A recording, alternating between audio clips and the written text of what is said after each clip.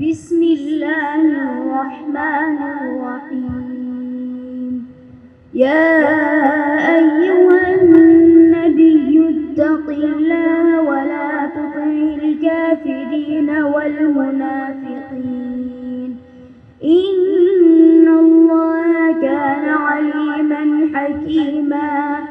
واتبع ما يوحى إليك من ربك إن الله كان بما تعملون خبيرا.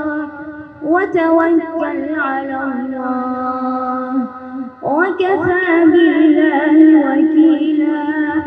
ما جعل الله لرجل من قلبين في جوفه وما جعل أزواجكم اللائي تظاهرون منهن أمهاتكم وما جعل أدعياءكم أبناءكم ذلكم قولكم بأفواهكم والله يقول الحق وهو يهدي السبيل. ادعوهم لآبائهم